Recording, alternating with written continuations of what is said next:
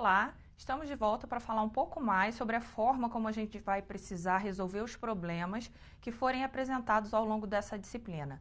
Se você assistiu o primeiro vídeo, você viu que a gente abordou o pensamento computacional. O pensamento computacional é uma maneira estruturada de pensar e tratar os problemas de modo a chegar a uma solução, né? Nós falamos também que o resultado do pensamento computacional é um algoritmo, que é uma maneira estruturada, um passo a passo, que sugere uma solução para um problema. Lembrando que um problema nem sempre tem uma única solução, né? Na verdade, ele dificilmente terá uma única solução, mas a nossa tarefa é buscar uma solução mais adequada para que o computador possa nos auxiliar nessa solução. Então, a gente viu que o algoritmo é o que a gente escreve como solução para um problema computacional. Se você olhar na tela, você vai ver que a gente tem, de novo, aquele fluxograma do primeiro vídeo, no qual eu somo dois números, né? Eu também falei no primeiro vídeo que o fluxograma é a versão diagramada do algoritmo. O algoritmo ele é escrito e o fluxograma ele é desenhado, né? Cada símbolo desse fluxograma vai equivaler a uma operação diferente. Então, aí no slide você está vendo o fluxograma e o equivalente dele escrito no formato de algoritmo. Então, você veja que no algoritmo eu também marco o início e o fim. E dentro dele eu vou colocando algumas outras instruções que a gente chama de comandos, que têm a função de fazer exatamente o que o fluxograma sugere. Então o algoritmo começa, eu coloco na tela uma mensagem para o meu usuário saber o que eu espero dele, que diz, informe o primeiro número. Então ele vai ver essa mensagem, vai digitar um número qualquer, vai confirmar com Enter, e esse comando leia vai fazer com que após o Enter, esse número digitado seja armazenado na variável num. Mesma coisa para o segundo número. Troquei a mensagem, informe o segundo número e o número digitado vai ser armazenado em num2. Feito isso, o computador vai somar num1 com num2 e vai guardar na variável soma. Depois que a soma for feita, ele vai colocar na tela a mensagem. A soma entre os números é seguido do valor que está armazenado na variável soma. Então, você veja que a gente tem uma equivalência entre o algoritmo e o fluxograma, né? Essa equivalência está escrita em português, o algoritmo está escrito em português, mas se você prestar bastante atenção, ele é um português controlado, né? Porque eu não posso escrever de qualquer maneira, porque quando eu escrevo um algoritmo, eu tenho a intenção de que qualquer pessoa que compreenda algoritmo saiba o que eu quero com aquela solução. Então, o algoritmo, ele é escrito numa coisa que a gente chama de Portugal. O Portugal, ele é um português controlado, né? Então, eu vou poder escrever na minha língua natural, que é o português, eu não vou precisar aprender linguagem nenhuma para escrever uma proposta de solução para o computador, mas ele não é um português que aceita qualquer palavra, né?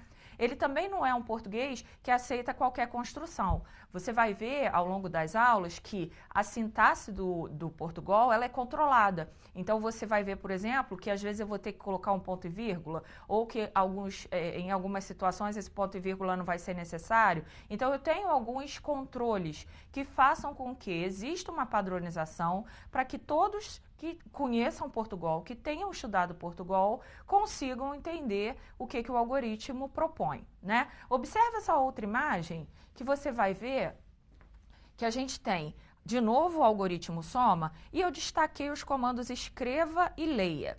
O que eu quero que você veja? Eu quero que você veja que às vezes, em alguns algoritmos, alguns autores de livros de introdução à programação que apresentam algoritmos, variam esses comandos, né? Por vezes você vai ver escreva como escrever, ou como exibir, ou exiba, né?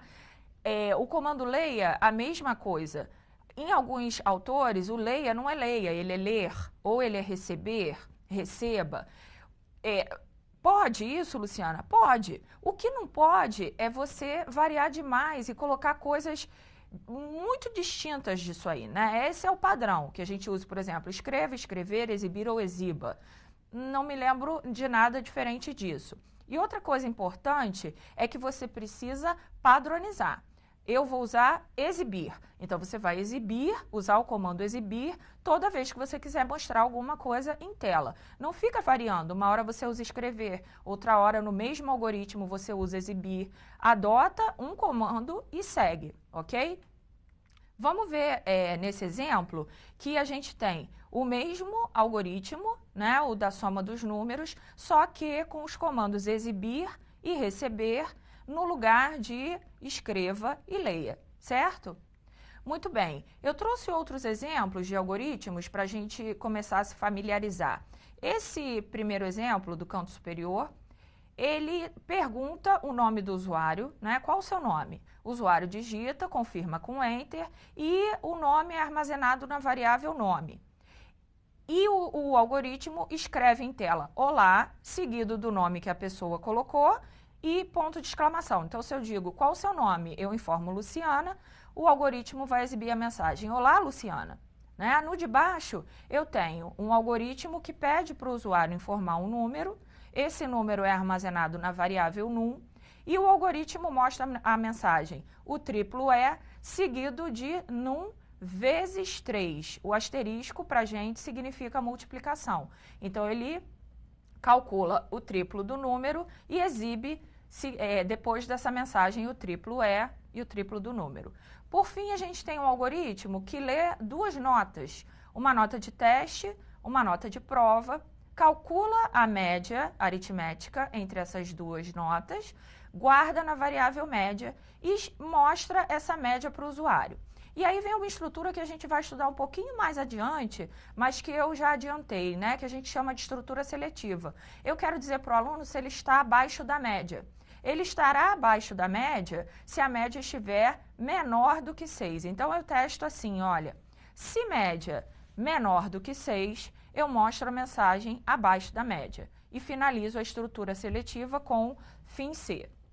Veja que essa mensagem abaixo da média só vai ser exibida se o aluno estiver abaixo da média. Se ele não estiver, essa mensagem não vai aparecer em tela e aí depois de mostrar na tela a média, ele pula lá para a última linha, para o fim, certo? Não se preocupe com essa estrutura, porque ela vai ser explicada mais adiante quando a gente estiver falando de estrutura condicional. Vamos pensar agora que, como a gente viu vários exemplos, o algoritmo está escrito em português e o Portugal, que é o que eu falei para vocês ainda há pouco, não é uma linguagem de programação. Né? Qual a diferença do Portugal para uma linguagem de programação? A linguagem de programação tem uma sintaxe mais rígida, né? E ela não vai aceitar variações. Se o comando para mostrar em tela é XYZ, você vai ter que usar XYZ, né? Não vai poder haver variação de, como eu falei ainda há pouco, de exibir, exiba, ou coisas do gênero. Então, a gente vai aprender linguagem de programação nessa disciplina? Vai. A gente vai aprender o C++, mas para a gente conseguir testar os algoritmos e ver se eles estão funcionando ou não, a gente vai usar o Portugal Studio. Lá no texto da aula eu disse para você onde você consegue fazer download do Portugal Studio, que é uma ferramenta brasileira, desenvolvida na Universidade Brasileira, e onde você consegue fazer download do Dev C++. Eu sugiro que mesmo agora, e que a gente ainda não começou a programar, você já vá preparando o seu computador com essas ferramentas, porque elas vão ser muito úteis para a gente ao longo dessa disciplina, ok? Até o próximo vídeo.